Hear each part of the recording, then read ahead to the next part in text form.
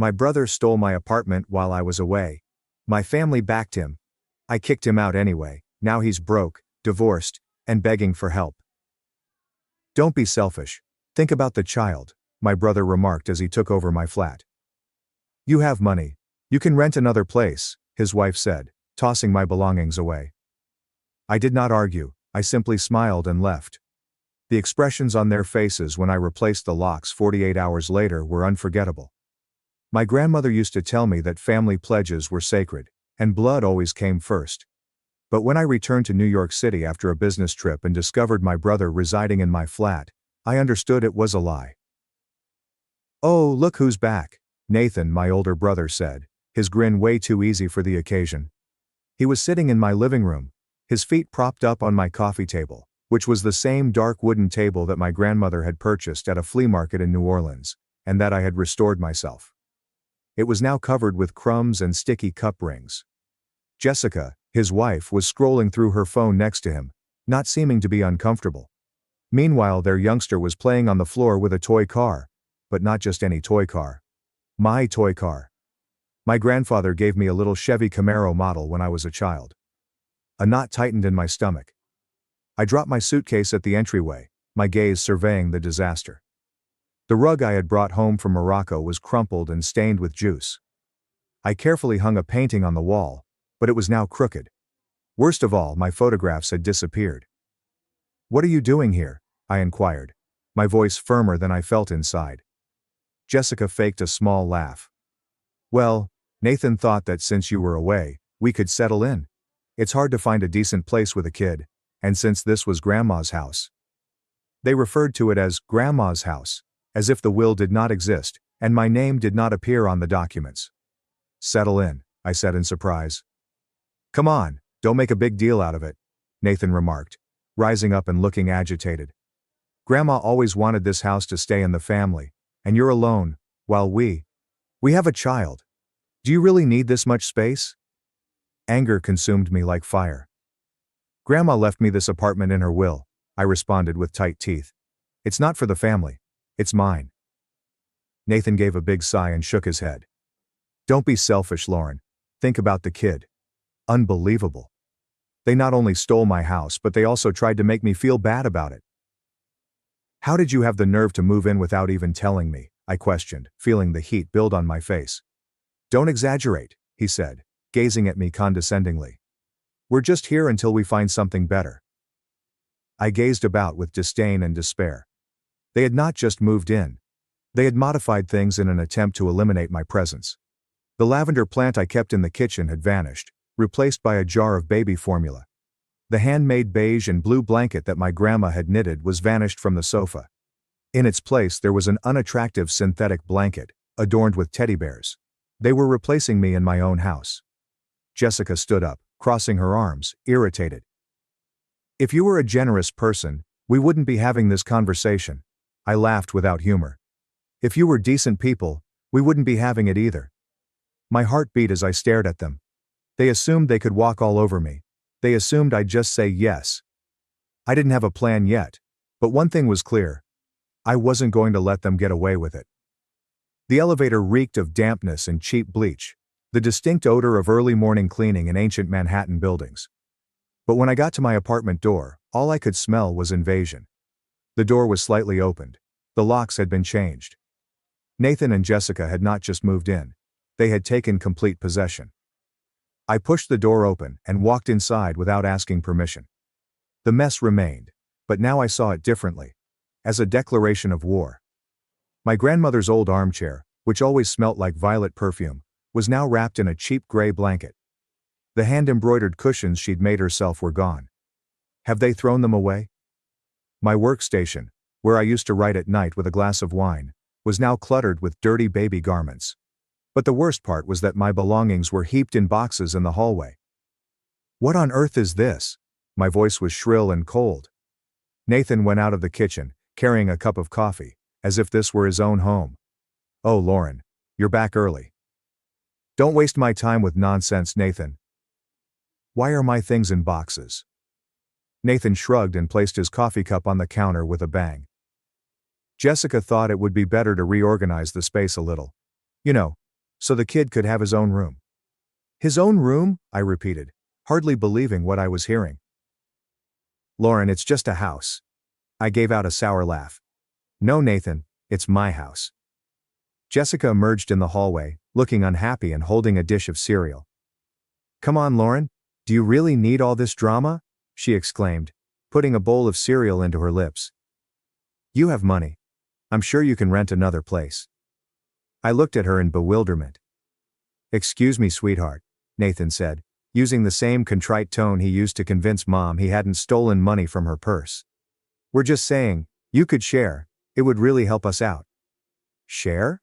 I laughed, despite the fact that my tone was serious. And how exactly do you share your home with me? Oh wait, you don't. Jessica sighed and placed her dish of cereal on the table. You're so selfish, Lauren. And you're a freeloader, I responded without hesitation. Nathan's face tightened. There's no need to make this ugly. Oh really? I stepped nearer, seeing Jessica's instinctual movement slightly behind him. You know what actually needs to happen? You two need to get out of my apartment. Lauren. Nathan used his elder brother's voice, which had always worked on me as a kid. Mom and Dad also think it would be best if we use this place. There it was. The true reason for all of this. It was not simply Nathan and Jessica. Mom and Dad were also behind it. Rage burned throughout me. Mom with her insistence that family should always help each other. Dad with his passive participation. For years they had viewed me as the strong, independent one who was always forced to give in. Not this time. I crossed my arms and gave them a chilly smile.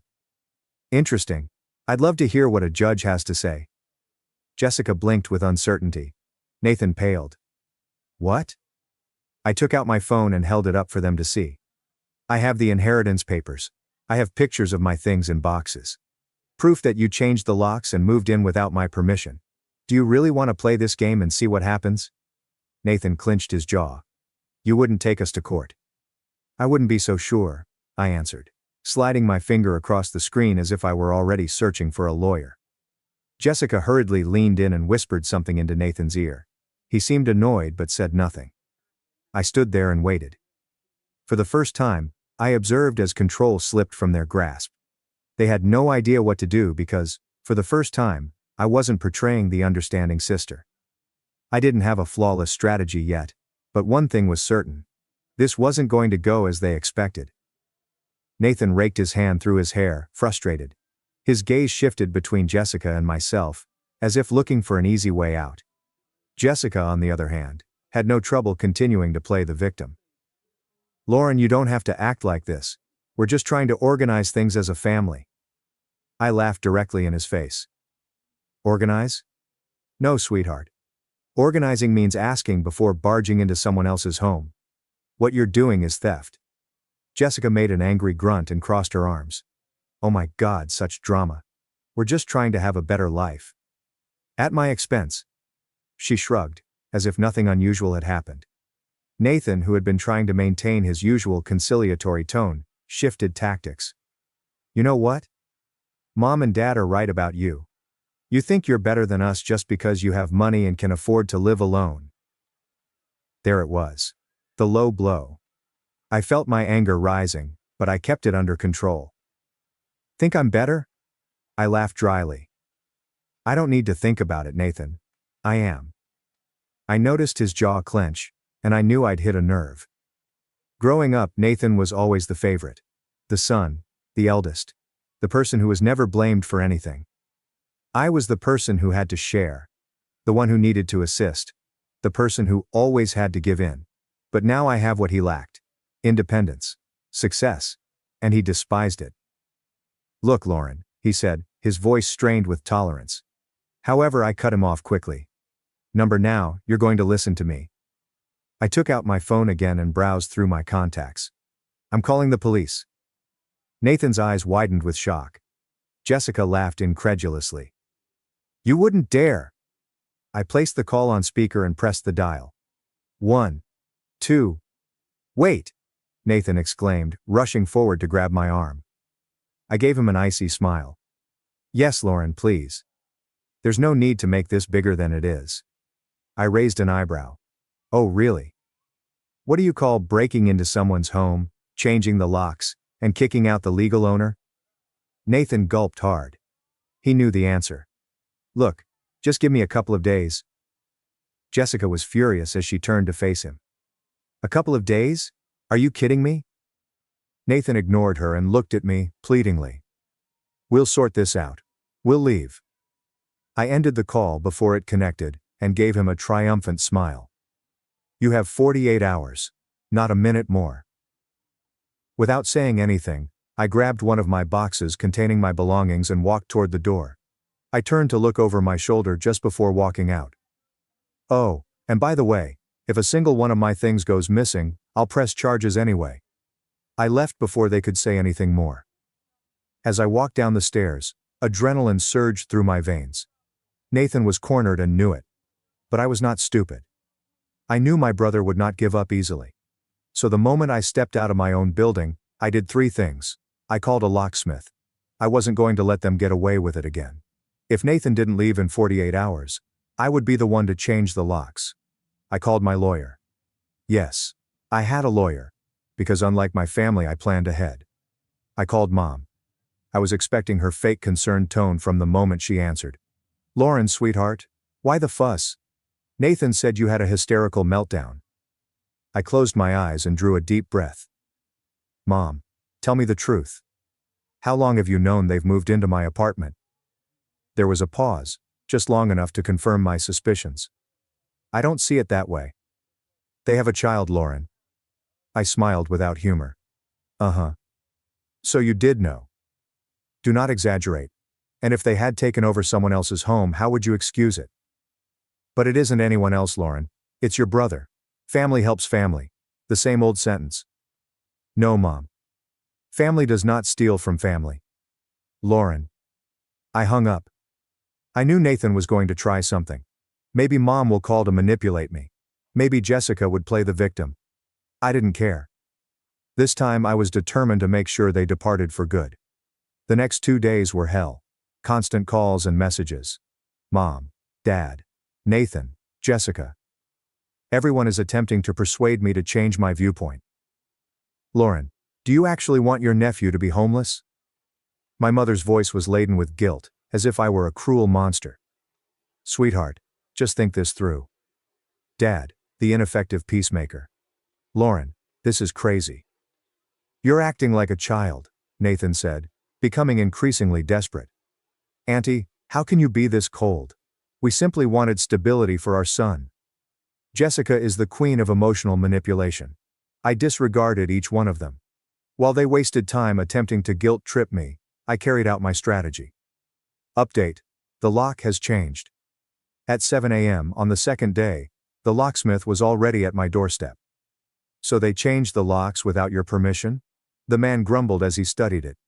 Yes, I replied, crossing my arms. And now I want it back.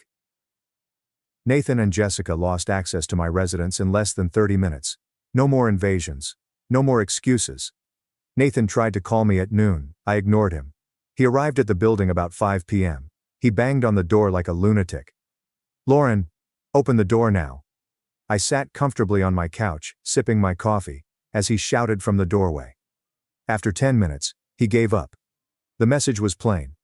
The following day, Mom decided to become involved. Sweetheart, we need to talk. We met in a coffee cafe near her home. She arrived with her normal martyr attitude, which she used to make me feel guilty. This has gone too far, she stated, placing her cup of tea on the table. Nathan is devastated. I rolled my eyes. He's heartbroken because he can't stay in my house for free anymore. Poor thing. Mom sighed, as if burdened by an impossible daughter. Look at Lauren. He is your brother. He's not my problem. Of course he is, she replied, frowning. Family should always help each other. I leaned forward and rested my elbows on the table. Tell me something, Mother. If I broke into Nathan's house without permission, changed the locks and kicked him out, would you defend me as well? Mom opened her mouth and said nothing. That's what I thought. Lauren, her voice became more tired. Why are you doing this? I grinned slowly. Because for the first time in my life, I'm not going to let people walk all over me. Mom remained mute. She realized she'd lost the war. She stood up, grabbed her coat, and looked at me sadly. "I just hope one day you understand what it means to be family." I shrugged. "I just hope one day you understand what it means to respect your daughter." She left without looking back. When I arrived at my flat that night, there was an envelope on the floor. It was from Nathan. Inside was a note, with his untidy handwriting strewn across the page. "Congratulations. You won. But don't be surprised if one day you need anything and no one is around to help." I let out a laugh and ripped the paper in half. Nathan was gone. He'd lost. I closed the door and sank into the couch, smiling. This time, I was the one who established the rules. The silence in my flat felt unusual. It was no longer the emptiness of invasion, but the tranquility of victory. Nathan and Jessica were gone. Their final weak threat was discarded. But I was not naive. I knew it wasn't over yet. And I was correct. On Sunday morning, my phone rang. "Mom." I didn't respond. 2 minutes later, another call. "Dad." I sighed and disregarded it. The third call was from an unknown number. "Who is this?" I inquired as I took up. "Lauren, it's Dad." I rolled my eyes. Of course now they were calling from a different number because they knew I wouldn't answer. "What do you want?" "Listen," his voice grew tired. "Your mom and I have been discussing. Can we meet?" "No." A tense hush. "Lauren, we can't keep going like this." "Oh really?" I answered, acting surprised. "Because I can. Nathan is in a really bad place." I laughed. "Yeah, sure. What's wrong? Can't live off of me anymore?" Dad exhaled. "It's not that I don't care. Don't call me again to ask for favors." I hung up before he could say another thing. That was the first time I'd ever hung up on my father, and it felt fantastic. The following weeks were unusually calm. There was no Nathan, Jessica, or the continual feeling that someone else was in control of my life. However, as expected, the peace did not last long. A month later, Jessica messaged me. "Lauren, I know you're angry, but Nathan has been really depressed. He's not himself. Can we talk?" I stared at the computer, contemplating whether to laugh or simply block her. Depressed? Of course he was depressed. His comfortable life at my expense had come to an end. Rather than responding, I accomplished something better. I blocked her phone number. The truth always prevails. The last I heard about Nathan was from a cousin at a family reunion months later. His attempt to find a better place had failed. Without my free flat, Michael and Jessica were forced to rent a small apartment in New Jersey, far from their dream lifestyle in Manhattan. And best of all, Jessica left him. She said she got tired of Nathan doing nothing, my cousin explained as she stirred her coffee. She took the kid and filed for divorce. I smiled and sipped my wine. Karma. Mom and Dad tried to make things better over time, but things never went back to normal. The barrier between us was more than simply physical. It was emotional. I was no longer the obedient daughter who answered yes to everything, and they had no idea how to deal with it. They eventually quit trying. I last saw Nathan by coincidence months later. I was walking past a coffee shop when I noticed him, phone in hand, and stared blankly. He saw me. I saw him. We didn't say anything. We just continued walking. Because he was no longer involved in my life. The morning sun crept through my window, illuminating every aspect of my home. Because yes, it was finally mine. There are no more toys spread around. No more rearranging furniture. No more invaders making decisions for me. I wandered into my living room with a cup of coffee, enjoying the silence. A different type of silence. Previously, it felt empty, like if something was missing. Now it felt like liberation. I sat on the couch and opened my laptop. I'd been thinking about something for days. A Reddit post. My story. I wrote it last night, but I didn't dare to upload it until now. My brother and his wife moved into my flat since they needed it more. When I kicked them out, my family portrayed me as the villain. My brother is now broke. His wife has abandoned him, and my parents are attempting to resume normalcy. They call me cold. They believe family is the most important thing, and I should be more understanding. But why am I always the one who needs to understand? Why is it never them? Should I forgive them, or cut them off forever? I read the question over and over. Did I truly want reconciliation? I looked at the screen, contemplating. Dad sent me a mail the other day. Lauren, could we talk? Your mom is worried. Worried about what? Because Nathan was broke? Because Jessica left him? Because their child had to live in a modest apartment rather than mine? Not because they'd harmed me. Not because they felt guilty. But because of them, I was only useful for as long as I could provide them with something.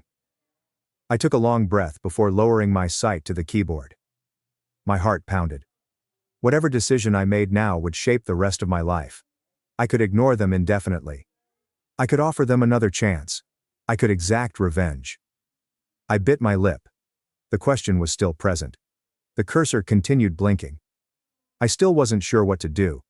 So I squeezed my lips together and hit the post. Now all that remained was to wait. I slid down the couch, sipped some coffee, and opened the comments.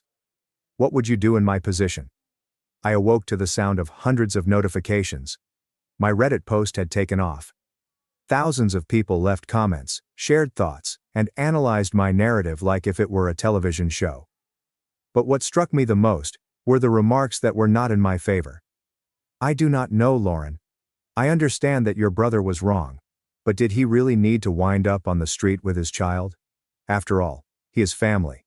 The flat belonged to your grandma, and you were both her grandchildren. It does not seem fair that just you received it. Didn't Nathan deserve something too? I'm not suggesting your brother was a saint, but changing the locks and throwing them out in 48 hours seemed excessive. In the end, everything backfired on you, right? Because your parents remain on Nathan's side. It seemed that no matter what you did, you would never win. That last comment impacted me harder than I thought, because they were correct. I closed my eyes and drew a long breath. My parents had always taken Nathan's side, since we were children. He was the oldest son. The one who made mom and dad beam with pride during family gatherings. The one who received support when he failed. The person who never had to show himself worthy of affection. In contrast, I needed to work for it. If I received decent grades, it was the least expected of me. If I had troubles, it was because I was oversensitive. If I needed something, there was always something more essential to deal with. But with my paternal grandma, things were different. She was the one person who made me feel like I belonged. Perhaps she knew what it was like to be left out. My mother never liked her. They never got along. I suppose in her mind, I was her mother-in-law's granddaughter, not her daughter. So my grandmother was there for me when my parents weren't. She taught me how to cook and care for plants. She told me stories about her childhood in New Orleans as we sipped hot chocolate in the cold. That's why she abandoned me at her flat. It wasn't favoritism, it was love. However, when my parents read the inheritance, it appeared to be an injustice. They said it wasn't fair. Grandma didn't consider Nathan's future. Lauren, you don't need so much space. Don't be too stubborn. He's still your brother. As I read the comments on Reddit, everything came back to me, and I realized something I had never wanted to accept. Yes, I was upset with how they had treated me. Yes, I was tired of being the one who constantly had to compromise. But what matters the most? Yes, I envied Nathan. When I saw it in a remark, I nearly dropped my phone.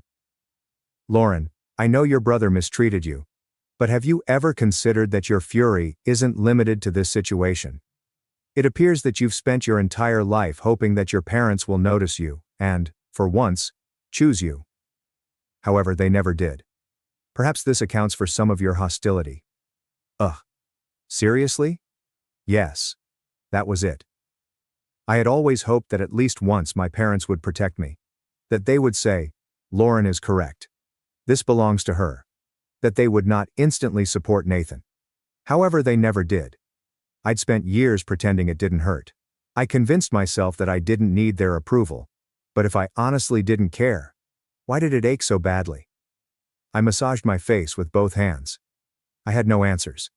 Should I speak with my parents about this? Will it even be worthwhile? Or more significantly, did I want to be in a relationship with them anymore? The question persisted in my head while I glanced at the screen. My post received numerous comments. But this time, I was unsure if I wanted to continue reading.